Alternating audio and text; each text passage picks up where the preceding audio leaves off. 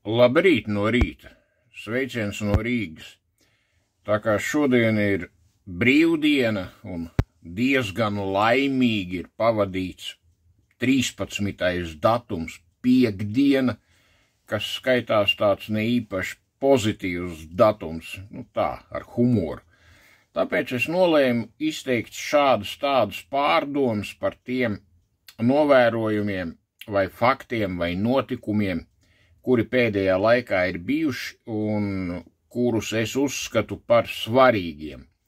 Tātad sāksim ar tādiem pushumoristiskiem variantiem, vēl precīzāk sakot, ir tikai viens tāds pushumoristisks variants.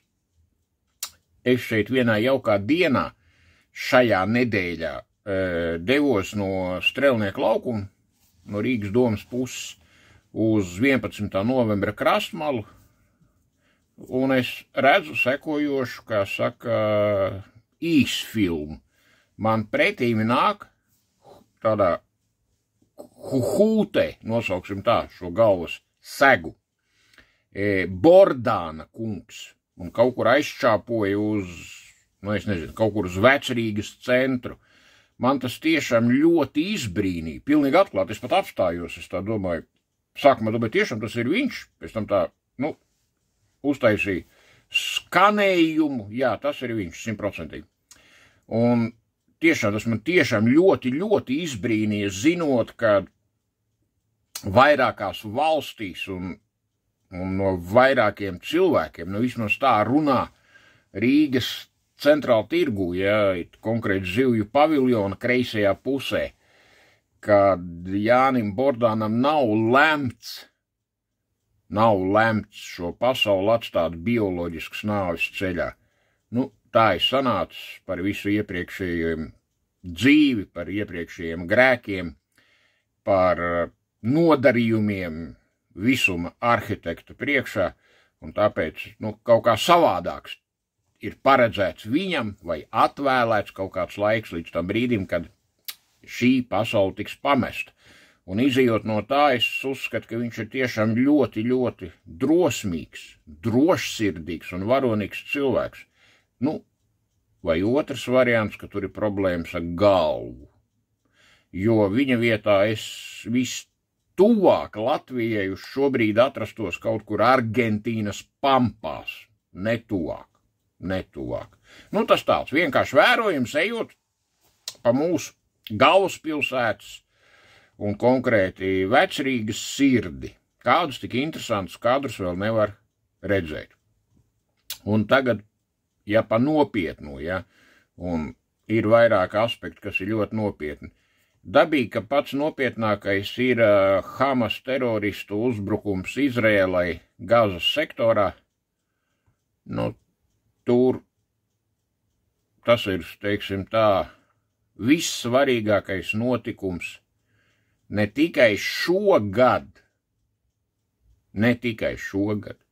bet minimums pēdējā 10 gadē, un kādas tur ir iespējamas sekas pasaules kontekstā, tur uzreiz ir pasaules konteksts, Diemžēl šodien es to nevaru prognozēt, un es domāju, ka neviens to nevar prognozēt. Jautājums ir ļoti svarīgs, un viņš faktiski viens, kuru cenšas tagad tur visi, kas ir gudri, kas nav gudri un kas kaut ko sajēdz un kas vispār neko nesajēdz šajās lietās komentēt, un viņš ir aptuveni tāds, kādā veidā Izrēlas ārējie spēcdienesti, kas ir ārējā izlūkošana, piemēram, un ārējo speciālu operāciju veikšanai paredzēts spēcdienests kā Mossad, un iekšējie tie tur ir vairāki, pat ir, un tajā skaitā militārā izlūkošana un Izrēlas partneri, kas ir pirmkārt Amerikas Savienotās valsts, Lielbritānija un tā tālāk, un kuriem ir milzīgas satelīta novērošanas iespējas un milzīgs, un viss ir milzīgs ar miljardu budžetiem, ja ne triljonu budžetiem pa 10 gadiem, vienkārši sakot, kā viņi to visu varēja nogulēt. Un tagad izsaka te visādi speciālisti, gudri, negudri, kā es saku, par to, kad Izrēla ir viss un ka tomēr Arī Izrēla ir izrādījusies ziepju burbulis, kas ir bijis uzpūsts un imičs, kas ir uztaisīts un ka nekā tur nav un viss ir tā. Tas tā nav. To es pasaku uzreiz. Jo pirmkārt, man dzīvē ir bijis tas gods un cieņa tikties vairākas reizes ar Masad darbiniekiem, tas ir pirmkārt. Un es zinu šo struktūru sagatavotības līmeni, informētības līmeni, tehniskā nodrošinājuma līmeni, operatīvo izstrāžu līmeni, jo mums jau kā pasaka vārdu operatīvās izstrādes, mums jau tas viss uzreiz asociējās ar vienu idiotu Juriju Jurašu un uz Zaglu dabīgi, ka vairāk neko bandīt vispār, ja? No Knaba, kas vadīja operatīvo izstrāžu nodaļu. Mums tas tā viss tur asociējās, ja? Bet realitātes jēdziens operatīvās izstrādes tā ir ļoti nopietna lieta un tā ir absolūti profesionāla lieta un ir, nav ļoti daudz cilvēku, kas šīs lietas sajēdz tiešām, ja? Un tāpēc ir jāsaprot pavisam kaut kas cits. Pavisam kaut kas cits. Kāpēc tas izdevās? Tātad pirmkārt, pasaulē norisinās, viņu sauc dažādi hibrīdi karš, kas pavadās ar informatīvo karu, ar psiholoģisko karu, asimetriskais karš, vienlaicīgi to arī tādā veidā dēvē, kur tiek izmantotas dažādas proksi struktūras, paramilitāras struktūras, paramilitarizētas struktūras, visādas privātas militāras kompānijas un tā tālāk, un tā tālāk, un tā tālāk. Un principā uz vārdarbību, diversiju līmenī, sabotāžā, terorā, kas principā ir elementārākie instrumenti arī jebkurai valstī, kas uzskata sev par valsti, kas vēlas sevi aizsargāt un galvenais aizsargāt savus pilsoņus. Principā pāriet uz outsourcingu, uz privātām struktūrām un šīs privātās struktūras, kādu diemžēl pierāda pieredze, un šī pieredze jau tika pierādīta Ukrainā, jo vienīgā, kas vispār no Krievijas deģenerāta armijas puses bija spējīga vispār kaut ko normāli izpildīt un varēja izpildīt kaut kādus uzdevumus, tā diemžēl bija saucamais ČVK Wagner, kas zināma veida un zinām mērogu uzdevums tomēr varēja izpildīt. Vispārējā armija, tur skaidrs, apdzeries deģenerātu bars un zagļu vairāk nekas, ja. Lūk, bet kur ir knifs atgriežoties pie Izraēlas? Ir jāsaprot, ka viena lieta ir tas, kad viņi ir 50 gadus karojuši ar Hezbollahu, ar Islama mocekļu brigādēm, Aļaksa, ar Hamas, Fatjā un tā tālāk, un citām organizācijām, kas principā visi ir kaut kādi Palestīnas atbrīvošanas organizācijas atvasinājumi vai iekšējie tur opozicionārie grupējumi, frakcijas un tā tālāk, bet šodien nav jēga tajā visā un jēga par to stāstīt, bet kur ir knifs, un tas ir pats galvenais, kas ir jāsaprot. Ka pret Izrēlu nostrādāja šoreiz ne Hamas. Pret Izrēlu nostrādāja Hamas, tā bija tikai kā gaļa. Vai fiziski ķermeņiem, bet apmācīti. Un te ir galvenais. Tātad, kas viņus apmācīja? Tas ir pirmais jautājums. Kas viņus apmācīja? Manā izpratnē tas ir absolūti subjektīvs Enāra Graudiņa viedoklis. Es uzskatu, ka visu šo operāciju plānoja un Hamas kaujiniekus apmācīja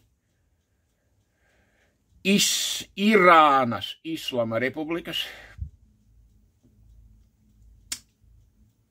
Islama aizsardzības korpusa darbinieki. Tā ir arī proksi paramilitāra struktūra, bet ļoti labi sagatavota, ļoti labi ekipēta, ar milzīgu terora sabotāžu, diversiju un visvisādu operāciju pieredzi, tiešām reāli. Un es esmu absolūti pārliecināts, absolūti pārliecināts, ka tajā visā procesā piedalījās Krievijas Federācijas galvenās izlūkošanas pārvaldes, vai kā tagad galvenās pārvaldes, GRU speciālisti. Un, ja mēs redzam, kad lielformāta frontē Ukrainā, kas ir ap 1200 km, Krievi neko un Krievi izdarīt nevar, ja?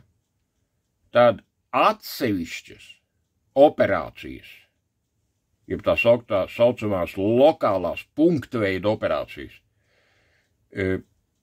dabistiski, ka Krievi var sagatavot ļoti labi, par to nav jāšaubās. Un šeit galvenais ir kas, ka nevajadzētu būt ilūziju,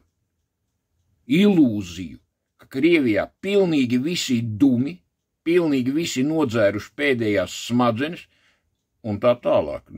Tā jau tīri nav. Un šajās spēcstruktūrās dabistiski, ka kaut kādus atliekas, tajā skaitā vēl ar Padomju Savienības pieredzi, dabīgi, kad ir palikuši. Tas ir reāli. Ar to ir jārēķinās. Arī šeit ar to ir jārēķinās ļoti nopietni. Un tas ir pirmais variants. Tātad es neapšaubām esmu pārliecināts par to, ka Hamas kaujinieki tika apmācīti ar Krievijas speciālistu palīdzību. Es tāpat esmu pārliecināts, ka šīs GRU struktūras, viņa virsnieki, nepiedalījās kā GRU, bet piedalījās kā, piemēram, tas pats ČVK Wagner, un tur ir vairākas struktūras, viņi ir vesels bars, nosauksim tā, un vēl ir tāda ČVK Redut, kur ir atkal tādi paši purni, un es nešaubos, ka caur Irānu, un visdrīzāk, ka sagatavošana visai šai operācijai notika. Ņemot vērā Padomju Savienības tehnoloģijas, kuras es pārzinu pietiekoši labi. Es domāju, ka visdrīzāk, ka notika kaut kur Beirutas apkārtnē. Un es neizslēdzu iespēju, ka atsevišķas kaujinieku vienības tika gatavotas Krimas pussalā. Krimas tieši pussalā. Paskaidrošu, kāpēc. Padomju Savienības laikā bija Odesas augstākā vispārējā komandieru karaskola. Šajā karaskolā vispār nemācījās PSRS pilsoņi un nemācījās Varšavas līguma valstu nākamie virsnieki. Odesas vispārējā komandieru karaskola PSRS laikā ar mācību poligonu un bāzi Krimā bija izveidota tikai ar vienu mērķi – apmācīt virsniekus priekš dažāda veida atbrīvošanas kustībām, nacionālās atbrīvošanas kustībām, tautas atbrīvošanas kustībām, cīnītājiem pār saulainu nākotni, citiem vārdiem sakot, tur gatavoja profesionāls teroristu virsniekus.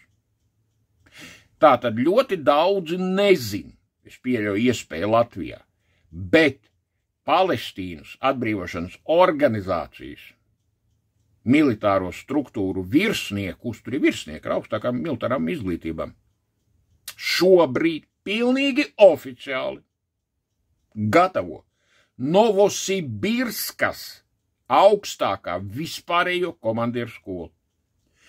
Tātad tā ir mācība iestāde, kurā tiek gatavoti arī GRU, galvenās izlūkošanas pārvaldes spēcvienību virsnieki.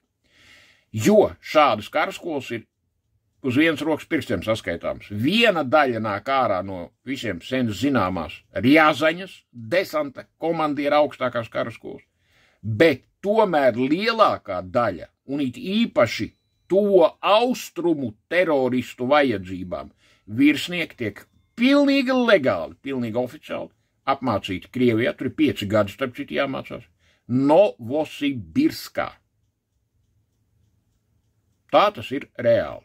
Tātad pirmkārt šeit Izraēla šajā nežēlīgajā karā, tas ir karš, sastapās ar Hamas kaujiniekiem, kurus bija sagatavojuši pavisam cita līmeņa cilvēki, instruktori. Tas ir pirmkārt. Otrkārt, cik šajā Hamasā iekšā ir virsnieku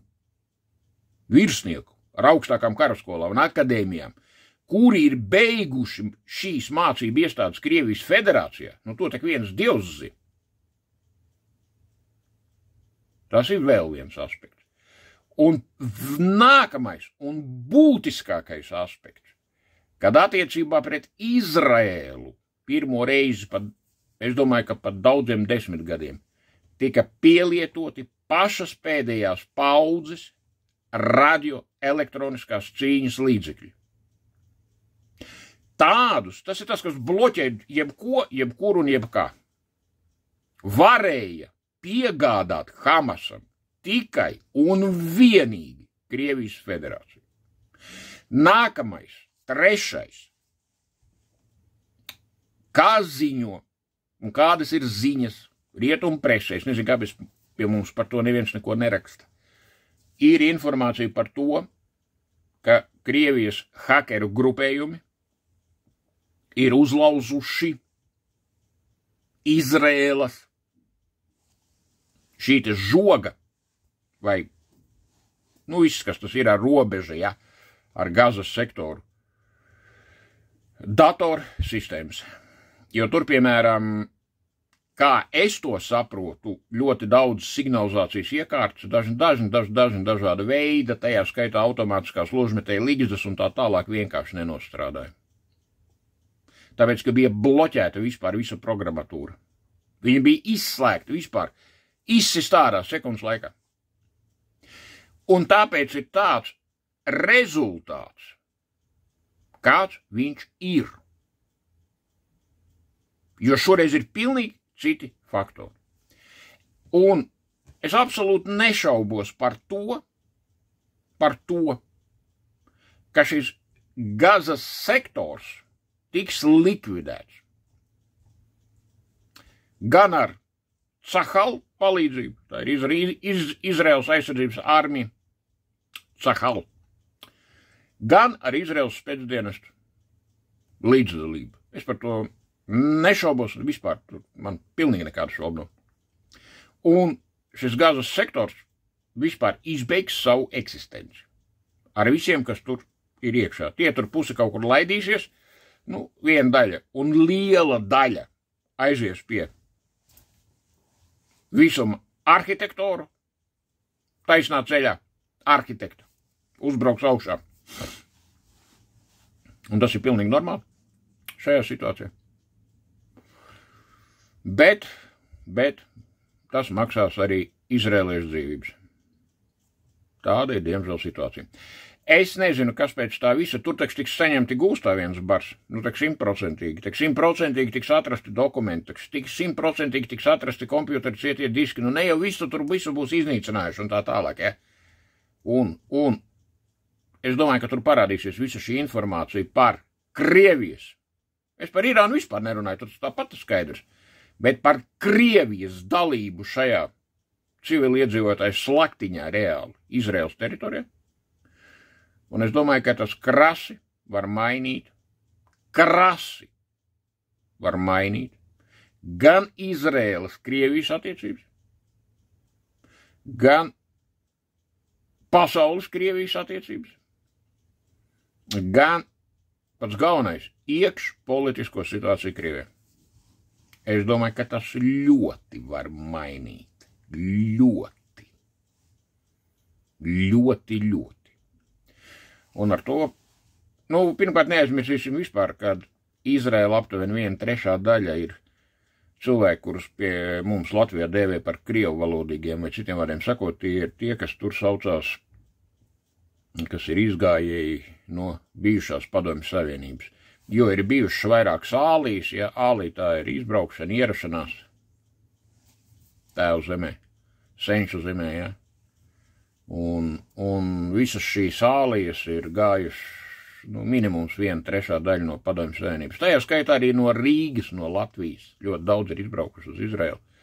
Un šie cilvēki saprot, kas ir Krievija, kā strādāt ar Krieviju. Ja? Tā kā tur vēl būs daudz kā interesanta. Bet tas, ka Izraela viennozīmīgi uzvarēs, par to es nešaubos ne sekundi. Un atbalstu viennozīmīgi, es varu tikai apstiprināt to, ko teica Netanjahu, ja, kad nebūs vairāk tādas gazas vispār. Viņas nebūs, un viss ar to arī beigsies. Ja? Tātad šeit vēl ir jāņem vērā viena lieta, ko atkal pie mums vispār nezinu. Es nezinu, kāpēc vispār ne par ko nerunā par to, ko vajadzētu runāt. Ja? Kad notikumi tepat blakus Zviedrijā, kad lai nomierinātu Zviedrijā dzīvojošus ne pamat etnosa pārstāvjus vai pamatnācijas pārstāvjus, nācās pielietot faktiski armijas apakšvienības. Tāpēc es domāju, ka ņemot vērā visus šos kontekstus un apdraudējumu rietumu civilizācijai, jo mēs esam rietumu civilizācija, un šodien notiek civilizācija sadursme. Es viņu nesaucu par karu, bet tā ir civilizācijas sadursme. Un es domāju, ka vistuvākajā laikā, neskatoties uz to, ko te atkal murgo visādi Latvijā, te murgo politiķi, te politiķa līmenis, tas ir Arturs Kaimiņš, ja? Šitādi te, ja? Viņš vairs vispār nekas nav, es nezinu, ko viņš šodien dara, droši, ka kaut kur pa miskastēm rakājas, bet tāds mums ir tas līmenis, ja, un tāpēc es domāju, ka viss šī migrācijas politika, tolerance, politkorektums attiecībā pret kaut ko vai dažiem. Es domāju, ka šīs eiropeiskās vērtības tiks pārskatītas un attieksme mainīsies. Un ticat man, kad es zinu, ko es runāju, jo Lielbritānijā, kur es uzskatu par pašu gudrāko Eiropas valstu, tikai kaut vai tāpēc, ka viņi izgāja ārā no Eiropas Savienības, tikai tāpēc, ja viņi gudri uzreiz, ja? Nē, tas ir absolūti, es pilnīgi bez jebkādas ņirgāšanās. Es ļoti cienu šo valstu, un es viņus uzskatu par visgudrākiem no visiem, ja? Jā, mēs nometam malā Londonu, bet pabraucam tur uz augšu, kur ir Skotija un tā tālāk, tad tur nedaudz ir savādāk ar visiem šiem politkorektumiem un tolerancēm dažādām. Es jums to varu apgalvot. Es regulāri apmeklēju šo valsti. Man viņi patīk vienkārši. Un es redzu, kas notiek tajās valstīs, kur tiešām tiek pieņemti kaut kādi lēmumi. Tātad tas faktors vai jautājums, kas ir saistīts ar Izraēlu, pagaidām es beidzu. Nē, beidzas es neesmu, lai te nedomātu daži labi kaut ko.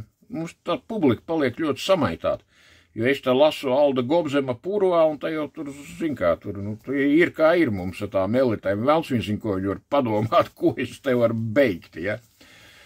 Tad ir nākošais jautājums, kas ir vēl ne mazāks, svarīgāks, bet vairs ne pasaules kontekstā, bet konkrēti Latvijas kontekstā. Tātad būtiski dienās notika diversija akti vai terorakti pret Baltijas jūrā izvietotiem sakaru kabeļiem un gāzes vadu.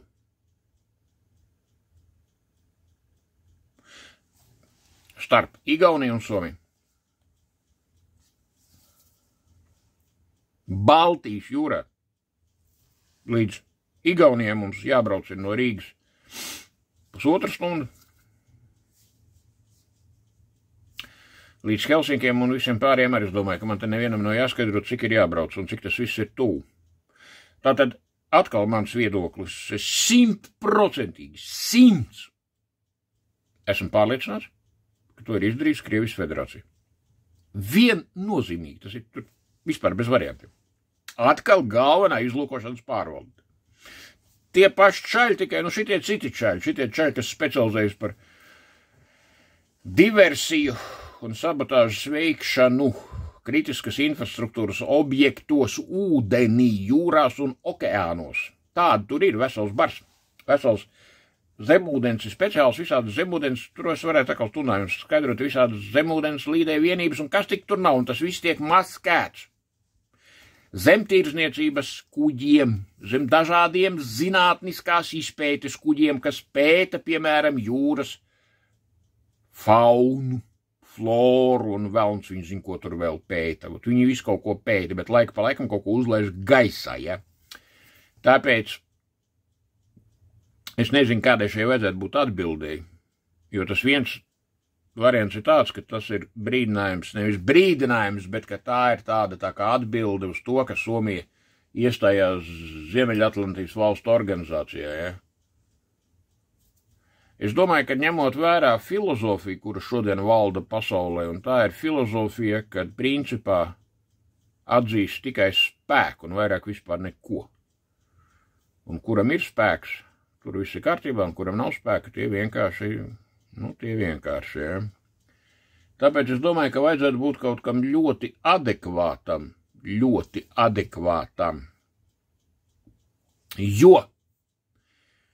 ir, pirmkārt, Krievijā gāzes vada vairāk kā vajag, ja, visādi. Jūs jau sapratāt mani, ja. Un Krievijas federācija ar ārpasauli arī ir savienota ar internetu kabeļiem. Tur būtu jābūt simetriskai atbildēji, kā mēdz teikt tādos gadījumos. Es vismaz darītu tā, jo pretēji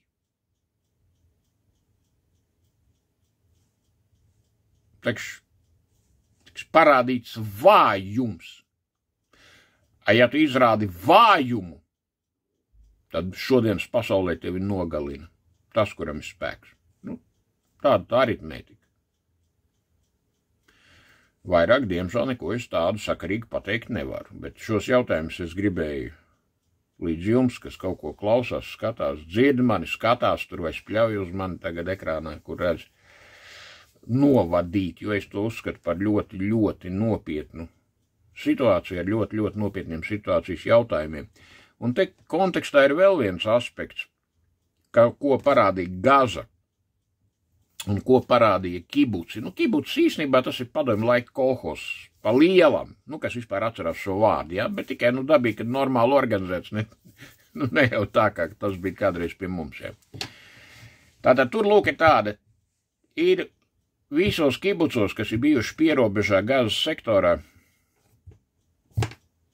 ir, diemžēl, civiliedzīvotāji masveidā slepkavot un noslepkavot, izņemot vienu kibucu,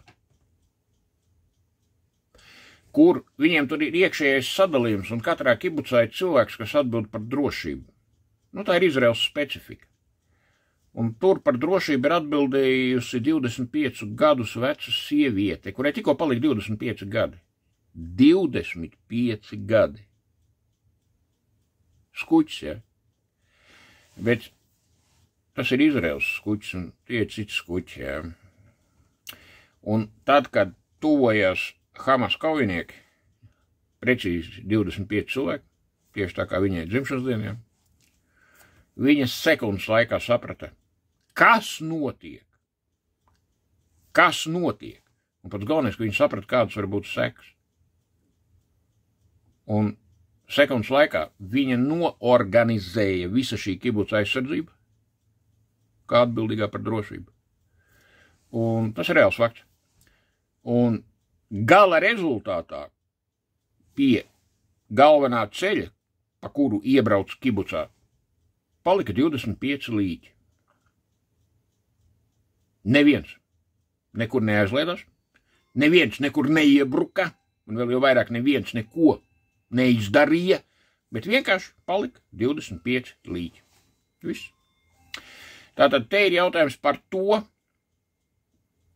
vai iedzīvotājiem, civiliedzīvotājiem, mūsdienu apstākļos ir jābūt pieejamībai kaujas ieročiem, tajā skaitā automātiskajiem ieročiem. Mans personīgs uzskats ir viennozīmīgi jā. Viennozīmīgi jā. Jo tikai vāja valsts vāja valsts, baidas apbruņot civiliedzīvotājus. Izrēlā ieroči mājās katram. Šveicē ieroči mājās katram.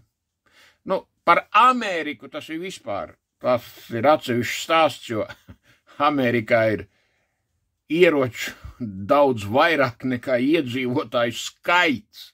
Tajā skaitā automātiski ieroči, ložmetēji un pilnīgi viss, kas var būt, ko vien var izdomāt. Tāpēc man, piemēram, liekas ļoti dīvaini, ka mūsu dīvainajā valstī, ja?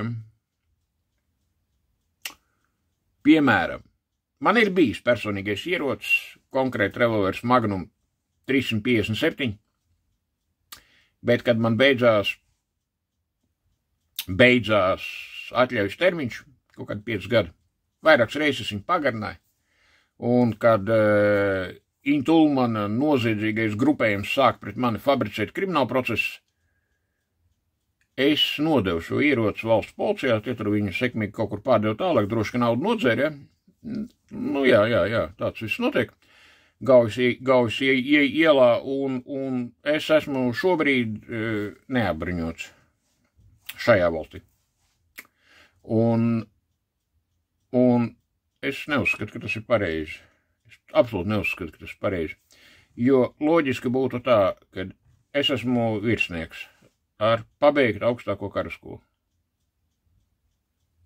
Mans virsnieka sagatavotības līmenis ir komandējošais sastāvs saucamais. Komandējošais. Es varu mierīgi komandēt līdz bataljonam ieskaitot vai bataljonu taktiskai grupai, tas ir vispār elementāri. Tas nav elementāri, tas ir ļoti grūti, bet es to varu. Un man ir nepieciešamās zināšanas daudz augstākas. Gan taktikā, gan uzbrukuma taktikā, gan aizsardzības taktikā, gan taktikā pilsētā un tā tālāk vēl jau vairāk. Es pietiekoši labi esmu sagatavots arī teroram, sabotāžai, diversijām un visam pāriem. Un es uzskatu, ka šādiem cilvēkiem, vīriešiem, ja, es vīrietis, ja, kad būtu jābūt tā, kad es aizbraucu līdz tuvākam veikalam, tur starp citu to visu dotēja valsts budžets, ja, es vienkārši parādu apliecību. Ēnās Graudiņš, kas ir Ēnās Graudiņš, iestam iekšā kompjuterā, augstākā karaskola pabeigta, dienējais Stūžu izlūku desmit bataljons, līdz tam dienējais attiecīgi PSRS bruņotajos spēkos un tā tālāk, sagatavotība vienkārši superīgākā, ja. Mierīgi, par 50 eiro es nopērku Kalašņikovu rokas ložmetē, RPK, vēl kādas 2 pistoles un munīciju arī uz, kādas 3-4 kaujas komplekts. Mans viss glabājas mājās bez kādām problēmām. Vispār, man nav tur jāatšakreiz, tur ne kaut kādām stulbām izziņām un vispār tā ne ar ko. Kāpēc Kalašņikovu un viss tas? Tāpēc, ka mums var būt iebrukums tikai no vienas puses, tā var būt Krievijai. Un kāpēc ir vajadzīgi? Ir vajadzīgi viņu ieroči, jo, lai sagādātu munīciju, ja kaut kas sāks, ja, tad visvieglāk ir no tiem, kuri ir iebrukuši. Jūs saprotat mani, ja? Kāpēc Latvijā netiek darīts par to, pat domāts netiek vispār. Principā vispār netiek domāts.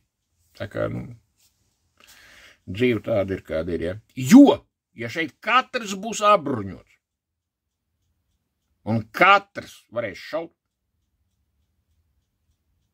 gadienā, ja kaut kas nedod Dievs notiek, tad tas ir nedaudz savādāk. Jo šodien, saņemt ieroci legāli Latvijā, tā ir tāda čakara, ka jūs priekšā nestādaties ārprātīgākā čakara vienkārši. Es uzskatu, ka cilvēkiem, kas ir dienējuši nacionālos bruņotajos spēkos, ir automātiski jābūt uz mūžu atļauja glabāt mājās automātisko ieroci. Es nenāju pa kaut kādām sūdu pistolēm un revolveriem, kaujas dabistiska. Es uzskatu, ka tam ir jābūt ložmetējiem.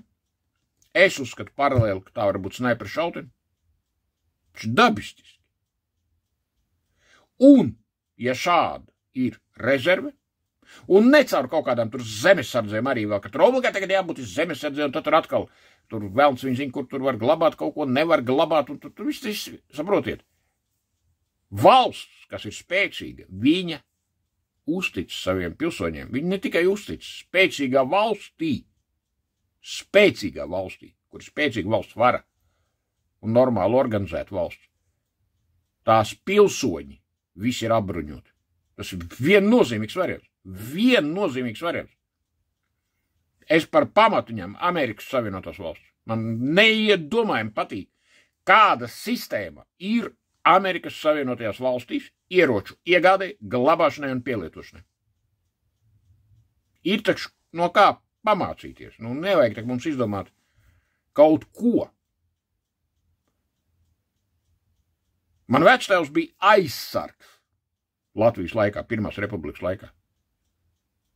Nu, šautene, vairāk revolvers un pistoli. Mājās dabīgi. Nu, tā kaut kā. Visu gaišu. Jauks brīdis.